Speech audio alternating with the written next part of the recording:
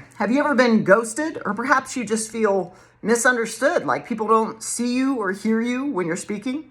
My name is Heather Feather. I am the owner of Rare Bird Medicine, and today's topic is the ghost. I have been thinking about this piece of being ghosted quite a bit. I have lost 60 to 70 people in this life, and I always say I got a lot of ghosts in my hair. But having a lot of ghosts in my hair means I don't want to have a lot of ghosts down here in the physical world. I don't need any more ghosts. I'm filled all the way to the heavens with ghosts. You know what I mean? Can you just show up and use your words? I'm not going to choose self-esteem based on you needing to exit stage left with me. If you need to exit stage left, you can communicate that. It's not going to break me because I've chosen to have self-esteem. It's something I've chosen to give to the self. I like me. I love me. My value doesn't come through the way you choose to perceive me or whether you even understand what it is you've perceived when you've engaged with me. If you want to exit stage left, let me put the wind at your back and help you get away from me. Because those that are meant for me will choose to be in the garden with me, right? So I've had some people in the past month that have had the opportunity to connect with me, and ultimately what they chose was to ghost, which is an option in the river of life. I always say it's not mine to judge. My job, because I'm following the spiritual path, and every spiritual text I've studied through all cultures that I've ever studied them, they pretty universally say the point is to not judge, to practice agape or unconditional love. And to be unconditionally loving means that although I might not choose to ghost, Heather Feather's preference is to say, this isn't a match for what I seek, and it seems like we want different things. And although we want different things, I wish you well. I hope you find what you seek, but this is not what I'm seeking. That's how Heather Feather handles that piece of communication when I want to let somebody know that it's not for me. But I don't want to be so thoughtless to just walk away because it's more convenient. Because as I say, the only thing you take past the grave is your relationship with self and others. And I want to keep that clean. I'm not trying to create undue karma, right? So that's for me. That's my path. But this past month, I've had people not only ghost me, but I've literally, and this has been throughout my life, I've had people treat me like I am a ghost. Like it's like they walk towards me like they're going to walk through my body. And I often just yell in their ear, I'm not a ghost. And then they jump out of the way because I'm not a ghost. Why are you trying to walk through my body? I don't know what's going on right now. Do you see me? Okay, it's not my job to jump when you come. Let's get over yourself a little bit on that one. I've had it happen with cars too, it's like they're not paying attention. Not a ghost, you know what I mean? I send an energy ball. I am here, I think. Can y'all see me? Am I here? Anyhow, I was reading Neville Goddard. I had an accident in August and I'm taking hyperbaric oxygen. So I sit in this plastic tube that's pressurized with oxygen for an hour. And so if you Google Neville Goddard, some of his books are online for free. Highly recommend one of his most popular books. Read that book. It's a very short read. Neville Goddard talks about the connection between the conscious and the subconscious mind. So there are two ways you can track this piece. You can go to the quantum level or you can go to the consciousness level. On the consciousness level, the conscious mind feeds data to the subconscious mind. The subconscious mind receives that data based on feeling.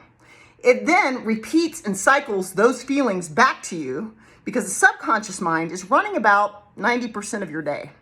And the subconscious mind was programmed for most two-leggeds between the ages of 0 to 14, very strongly from 0 to 7, a little bit further development from 8 to 14. And then it tends to kind of cycle the programming it receives since it runs 90% of your day.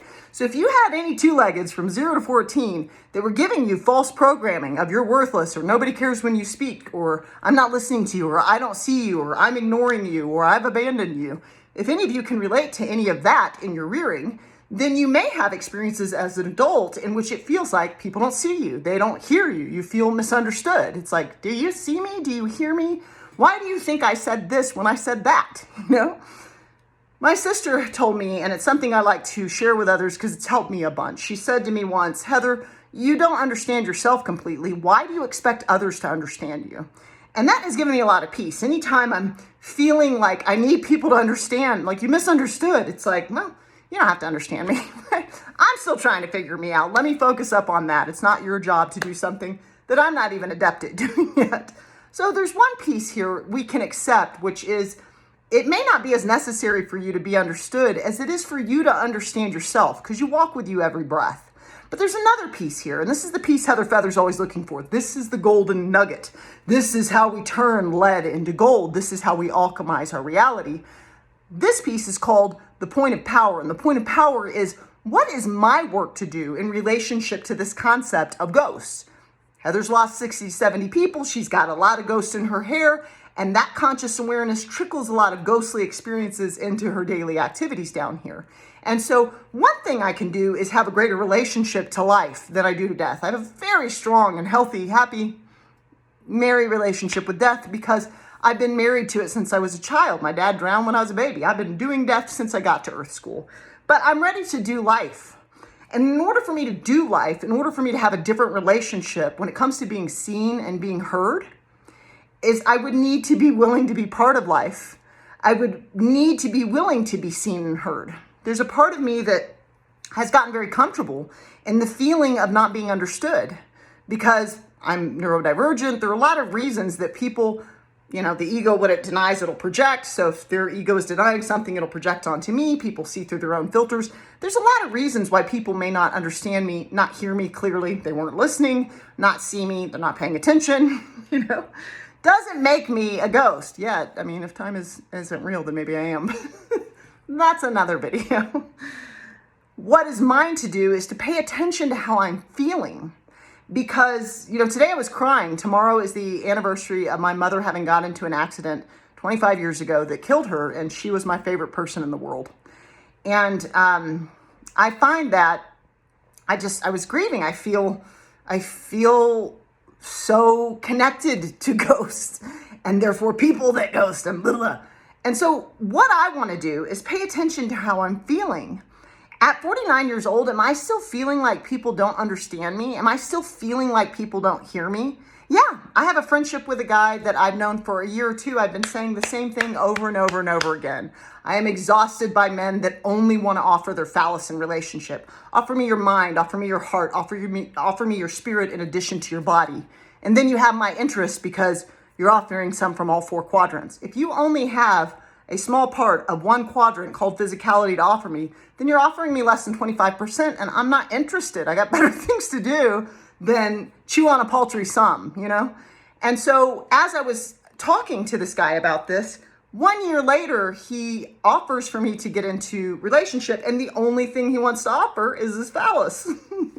And it's like, did you not hear me for the past year? As my friend, have you not heard me express how much it doesn't interest me to only be offered sexual expression? As a deeply sexual person, that still remains true because I'm going to offer more. I have a mind to offer. I have a heart to offer. I have a spirit to offer. And I have much to offer when it comes to my body, physical strength and development and eating well. And, and so I'm looking for greater equanimity. One thing we can do when it comes to being ghosted or being mistreated or not being seen or not being heard is be attentive to the people in the river of our life. Is there anyone in the river of your life that you're really struggling to have a relationship with? You constantly feel like you're not received. My question to you this day is, why do you fight so hard to have something that causes you to ultimately feel so bad? Why not choose to have self-esteem, love yourself, like yourself, enjoy your own company, and choose to build relationship with those that do choose to listen and pay attention when you speak? Another thing you can do is pay attention to how you feel.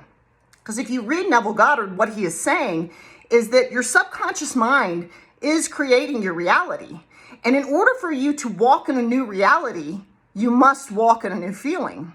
And the feeling of being seen, the feeling of being heard, the feeling of being understood, the feeling of being communicated with, even if it's not a match and the answer is no, the feeling of being respected is a very different frequency than the feeling of being a ghost. So I ask you this day, how does your heart feel? Do you feel that when you speak, the universe listens? Do you feel that life is listening to you? Do you feel that it's time for you to join life and be seen and be witnessed in the glory of all that you be? Perhaps now is the time to make an adjustment to how you're feeling. You can always subscribe to Rare Bird Medicine on YouTube. There's lots of videos there. You can comment, and I always love to hear your thoughts. I'm one.